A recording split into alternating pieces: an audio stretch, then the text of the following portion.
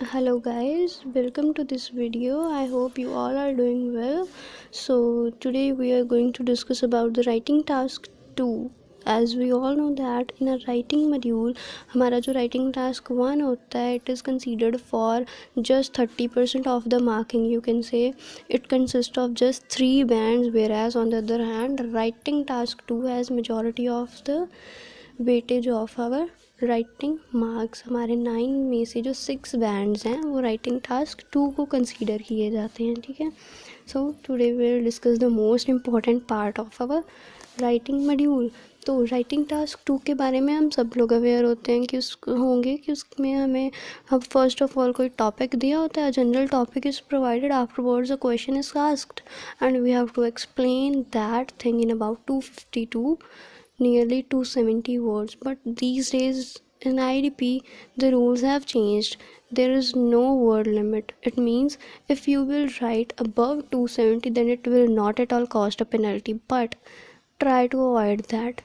Be precise in your writing कि अगर वहाँ पे जो थिंग नीडी रहना सिर्फ वही एक्सप्लेन करो कि rather than beating around the Bush कि आप टॉपिक की तो बात कर नहीं रहे हो, 300 वर्ड में कोई फालतू के एक्सप्लेनेशंस लिख के आ गए हो. या फिर the second case when the students go for writing, most of the time they look for large amount of ideas. You don't need large amount of ideas. If you have only one idea for BP1 and one idea for BP2, it is more than sufficient. Rather you should be confident or you should be justified in your that one idea कि आपका जो वो एक idea है ना उसी को उठाओ, BP1 में लगाओ और इसी से रिलेटेड इतने को पॉइंट्स और इतने को आर्ग्यूमेंट्स खड़े करो उस BP में एक्सप्लेनेशन के फॉर्म में कि आपकी उसकी जस्टिफिकेशन इतनी अच्छी हो जाए so that the reader will understand that.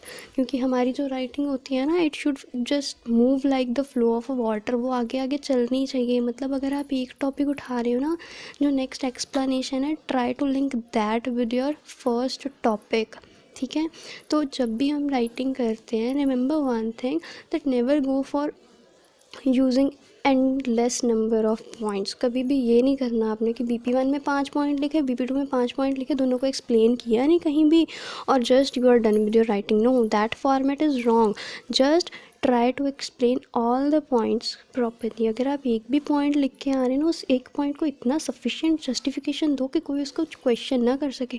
क्योंकि हमारे राइटिंग टास्क में जो हम ओपिनियंस लिखते हैं, no one can deny that things. कोई भी उस चीज़ को डिनाई नहीं करता until we are providing proper justification. जब तक हमारी जो राइटिंग में हम यूज़ कर रहे हैं पॉइंट, उसका जस्टिफिकेशन दे रहे हैं, no one can state that point wrong. कोई भी उस पॉइंट को गलत नहीं कहेगा. Okay. So similarly the next step to remember is that always be precise in your writing. कि आपको जब भी राइटिंग में कुछ पूछा जाता है, कोई भी क्वेश्चन है, सिर्फ जो उसमें पूछा गया ना उसी के बारे में आंसर करो, रादर देन कि आप ऑफ टॉपिक की बातें कर रहे हो. ठीक है. और एक बात है कि आपका जो राइटिंग का टॉपिक है ना, try to cover all parts of that statement. अगर वहाँ पे आपकी स्टेटमेंट में कुछ एग्जांपल स्टेट की हुई है ना, जैसे कि this is happening due to this reason, वहाँ पे उसने एज एन एग्जांपल उस चीज़ को स्टेट किया. Like in case of education, in case of schools, कुछ भी ऐसा हो रहा है तो आप उस वर्ड को भी यूज़ करो. अगर आप अपने स्टेटमेंट में से एक भी एस्पेक्ट को मिस करोगे ना, then it will cost a penalty in task response. आपके टास्क रिस्पॉन्स में मार्क्स आएंगे, that will bring your band score down to just 5 और 5.5. आपको 6 नहीं मिलेंगे जब तक आप अपने टॉपिक को प्रॉपरली जस्टिफाई नहीं करोगे. So keep in mind that always try to justify the topic first of all. ठीक है. So today in our writing task the topic is related to crime. हमने प्रोडिक्शन की थी कि नेक्स्ट जो 7 जनवरी का एग्ज़ाम आने वाला है, it will be related to crime. ठीक है. तो हम आज उसी के रिलेटेड टॉपिक डिस्कस करेंगे. Each year the crime rate increases. What are the causes of crime and what could be done to prevent this rise in criminal activity. हमारा टॉपिक का स्टेटमेंट क्या है कि हर साल क्राइम रेट बढ़ रहा है. ठीक है. First of all we are to tell about the causes and the next is to explain the reasons, explain the solutions with which we can solve the criminal activity increase, कि जिससे हम criminal activity में increase को solve कर सकते हैं. ठीक है. तो इसमें आपको एक अच्छी टिप बताएं तो वो ये हो सकती है कि always try to use some comparative expressions like you can say while or although.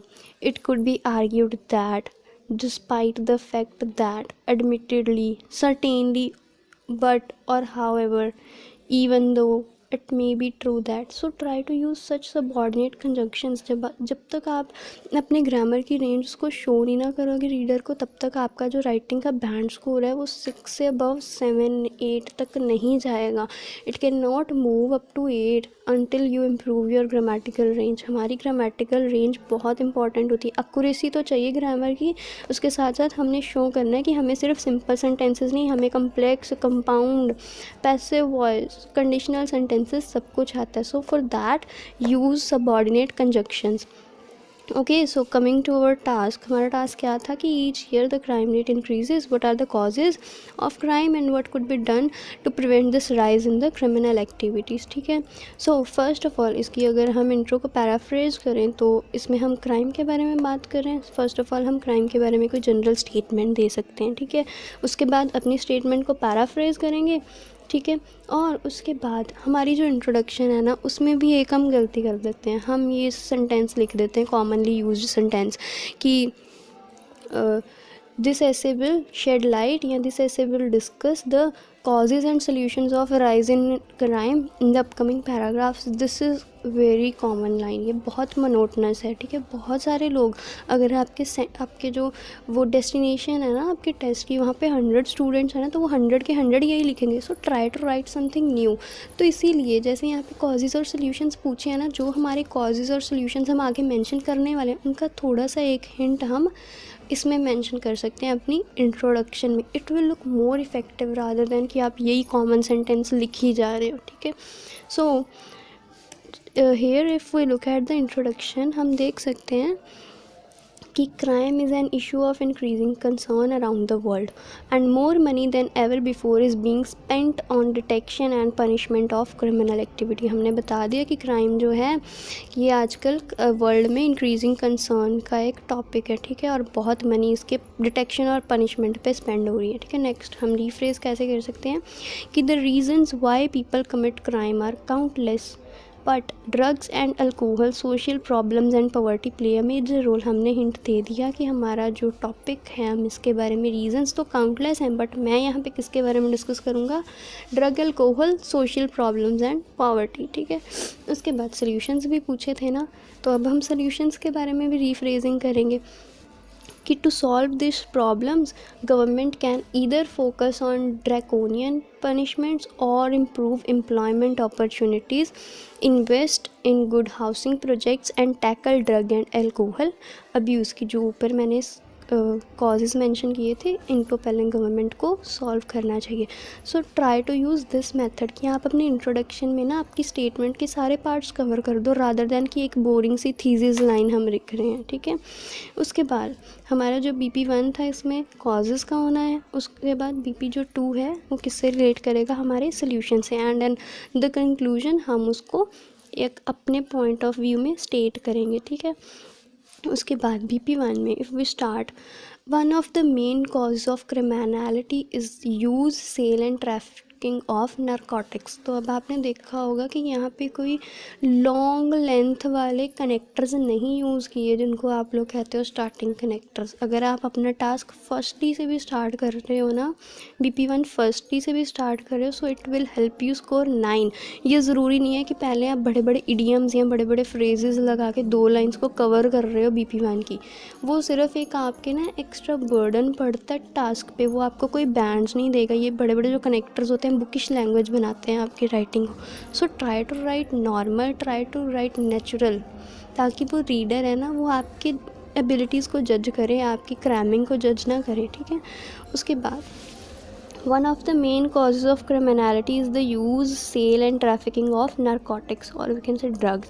For example, देखा उसने अपना पॉइंट ऑफ व्यू एक्सप्लेन नहीं, उसने अपना पॉइंट ऑफ व्यू लिखा, उसके बाद उसने एग्जाम्पल यूज़ कर ली. ठीक है, जस्ट फॉर एलैबोरेशन, उसने ये नहीं सेकेंडली करके दूसरा पॉइंट नहीं शुरू किया, उसने उसको एलैबोरेट किया. For example, the sale of drugs is organised by armed criminal gangs who illegally traffic drugs and control their business with extreme violence. Drug related crime does not end there. Drug users often steal to fund the theft habit, resulting in further acts of petty crime. उसने सारा explain किया कि drug कैसे ये problem को arise करता है. उसने सेमी कॉलन भी यूज़ किया. सो सेमी कॉलन भी आप एक कंपैरिजन के लिए यूज़ कर सकते हो अपने राइटिंग टास्क में. It will also be a good sign of grammar. उसके बाद, the social problems connected with crime are said to be the result of single parent families. हमने अपनी इंट्रोडक्शन में सोशल प्रॉब्लम्स को मैंशन किया था. वो क्यों हो रही हैं? They are result of single parent families, absent role models and bad living conditions. The children from these broken families often become criminals because they feel alienated from the society. उसने वो भी पॉइंट एक्सप्लेन किया कि अगर social problems हैं वो इन condition से arise करती हैं और इनके चिल्ड्रन जो हैं वो क्रिमिनल्स क्यों बनते हैं? Because they feel alienated from the society.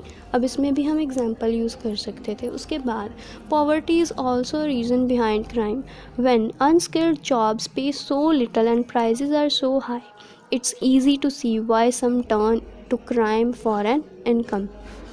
हमने बता दिया कि पॉवर्टी इसका रीज़न है. वो कैसे है कि अनस्किल्ड जॉब्स जो हैं वो पे बहुत कम करते हैं, बट जो हमारे कॉस्ट प्राइजेज़ हैं, गुड्स के प्राइजेज़ हैं, वो हाई हैं. सो अपना जो वो गैप है उसको कवर करने के लिए लोग पीपल स्टार्ट कमिटिंग क्राइम. वो क्राइम कमिट करना स्टार्ट कर देते हैं. Crime can of course be dealt with by toughening criminal laws and introducing longer custodial sentences for persistent criminals. Solution first बताया क्या है कि क्रिमिनल लॉज पे वर्क करना चाहिए, और कस्टोडियल सेंटेंसेस मतलब पनिशमेंट एंड प्रिजन जो है वो परसिस्टेंट क्रिमिनल्स मतलब हमारे जो लॉन्ग टर्म वाले क्रिमिनल्स हैं, criminals who have committed very large crime, you can से अ मर्डर, जिन्होंने बहुत ज़्यादा हार्मफुल, बहुत ज़्यादा डेंजरस क्राइम कमिट किया, उनको लॉन्ग सेंटेंसेस देनी चाहिए. But some of the best ways to deal with crime may be to deal with the social causes. ये तो है ही, क्रिमिनल्स को सज़ा तो देनी चाहिए, उसके साथ साथ सोशल कॉजेज़ पे भी वर्क करना चाहिए, क्योंकि हमने BP1 में लिखा था ना कि सोशल कॉजेज़ हैं. तो अभी उन्हीं सोशल कॉजेज़ को हम सॉल्व कैसे कर सकते हैं? तो लिंक बना हुआ है हमारे टास्क में, लिंक ब्रेक नहीं करना होता कभी भी. Increasing employment opportunities in poorer areas would improve living standards, which would mean access to affordable housing and education. हमने ऊपर बताया था कि जब लोगों के पास इनकम कम होती है, उनका जो expenditure rate is high, so they commit crime. ठीक है, तो हमने यहाँ पे सोल्यूशन भी बता दिया कि क्या करना चाहिए. जहाँ पे पुअर्स हैं, there we should improve the living standards and make the housing and education to them affordable because they are the basic necessities. Government funding for drug and alcohol rehabilitation programs would help reduce dependency on stimulants and the need for criminal activity that surrounds them. हमने ऊपर बताया था ना first में कि narcotics के कारण हमारा जो क्राइम है वो बढ़ रहा है, तो हमने अपना सोल्यूशन भी उसके साथ लिंक किया है कि अगर गवर्नमेंट फंड करेगी रिहैबिलिटेशन सेंटर्स में, देन डेफिनेटली जो ड्रग डीलर्स हैं उनके पास जाने की ज़रूरत नहीं पड़ेगी ड्रग एडिक्ट्स को, because their all the need will be completed by the government only. Government के सेंटर्स में अगर उनको प्रॉपर मेडिसिन मिल रहा है, so in order to heal their need or their demand sent by their body for the drug, तो अगर उनकी body की जो डिमांड है ड्रग के लिए वो गवर्नमेंट के सेंटर्स, रिहैबिलिटेशन सेंटर्स में जो मेडिसिन है वही पूरी कर रही है, then why would they need to go to the drug dealers. So ऐसे हम लोग अपने हर एक BP1 और 2 को लिंक करके रखेंगे ताकि वो पता लगे that it is following structure, कि अगर हम इसका ये प्रॉब्लम का कॉज बता रहे हैं तो इसको सॉल्व कैसे कर सकते हैं वो तो बताओ. ये नहीं है कि कॉज कोई और ही है, सोल्यूशन हम किसी और ही चीज़ से मिलता जुलता बता रहे हैं. So it will look like just a bookish language, वो क्रैम्ड लैंग्वेज लगती है. At last, coming to the conclusion. In conclusion, crime is a major issue. बता दिया कि क्राइम बहुत एक बड़ा इशू है, but cracking down on offenders with harsh penal system is not the only way. कि क्रिमिनल से अगर डील करना है तो सिर्फ हार्श टफ पनिशमेंट्स एक अच्छा वे नहीं है. These problems can be solve through government providing jobs and funding which should raise living standards and dramatically reduce crime levels. So you have seen that हमारा जो कंक्लूजन है वो भी हमारे BP 1 और 2 से मैच कर रहा है कि क्राइम में it is a very large issue, it is a very dangerous issue. But इसको डील करने के लिए पनिशमेंट नहीं बढ़ानी चाहिए. The other ways are also very good. वो क्या क्या हैं, जैसे हमने ऊपर मेंशन किया था कि गवर्नमेंट को जॉब देनी चाहिए, मतलब सोशल प्रॉब्लम पॉवर्टी को सॉल्व करना चाहिए और फंडिंग करनी चाहिए ताकि जो लिविंग स्टैंडर्ड्स हैं वो बढ़ जाएं and it will help to reduce the crime. So similarly इसी मेथड में जब भी आप कोई टास्क लिख रहे हो, try to use something new in your task. ये नहीं है कि आप अलग अलग ओपिनियंस लिखी जा रहे हो. हमारा जो टास्क 2 है उसमें हर एक चीज़ का एक लिंक बना होना चाहिए. It should have a linking, तभी तो कोहेरेंस और कोहेजन में आपको बैंड्स मिलेंगे ना. सो इसी तरह आप जब भी रिप्रेजेंटेशन कर रहे हो अपने टास्क की, so try to use linking. आप लिंकिंग सबसे ज़्यादा यूज़ करो. और द नेक्स्ट थिंग इज़ कि अपने इंट्रोडक्शन में वो बोरिंग थीसिस लाइन मत इंट्रोड्यूस कीजिए. रादर अपने इंट्रोडक्शन में सारा जो पार्ट है स्टेटमेंट का उसको कवर कीजिए. It is sufficient. अगर आप इंट्रोडक्शन 3 लाइन की भी लिख रहे हो ना, but you are covering all the parts of your statement, then it is very good introduction for you. Okay, so try to work on these aspects. यही aspects हैं जो स्कोर्स हैं हमारे वो 7 से या 8 से या 9 से 5 तक ले आते हैं. Okay, thank you.